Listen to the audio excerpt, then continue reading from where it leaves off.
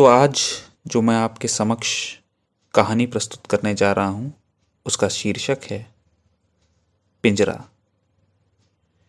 यह हर उस इंसान की कहानी है जो कहीं ना कहीं फंसा हुआ है, जो करना तो कुछ और चाहता है परंतु कर कुछ और ही रहा है। इस कहानी के 3 मुख्य पात्र हैं, सुरक्षा, रचना और कला। तो सुरक्षा के शरीर के भीतर रचना जन्म ले चुकी थी, परंतु रचना के जन्म से अधिकतम लोग बेहद दुखी ही थे। केवल वही खुश थे जिनकी भीतर की रचना का कभी गला घोटा दे गया। परंतु सब दुखी क्यों थे और रचना का गला क्यों घोटा गया था? असल में सुरक्षा आराम तलब तरीके से जीवन काटने का पूर्ण आश्वासन देती है, वहीं रचना के पास तत्काल ऐसा कोई आश्वासन नहीं था, परंतु जीवन के हर क्षण को पूर्णता अनुभव करके जीने का आश्वासन जरूर था।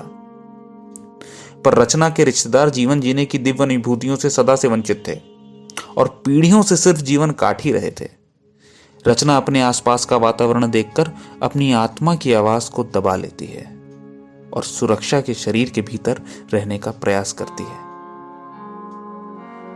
कई वर्ष यूं ही बीत जाते हैं।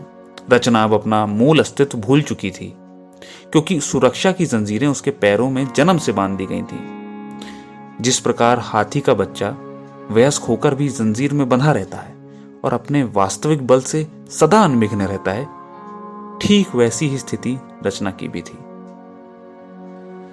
कुछ दिनों बाद एक दिन विद्यालय में रचना की कला से भेंट होती है।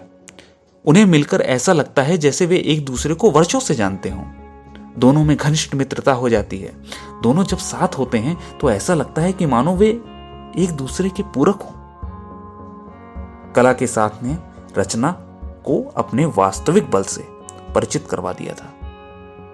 हां, वही बल जो उसके रिश्तेदारों ने बचपन में ही दबा दिया था। पर अब रचना किसी कोई सुनने वाली नहीं थी। रचना को अब अपने जन्म लेने का उद्देश्य वर्षा के पश्चात श्वेत आकाश जितना साफ हो चुका था।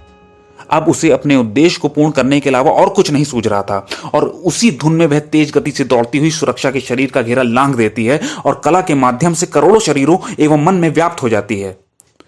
सुरक्षा के घेरे की परिधि अब उसे बांधने में पूरी तरह असमर्थ हो चुकी थी, क्योंकि अब रचना कला से मिलकर अनंत की स्थिति को प्राप्त हो चुकी थी।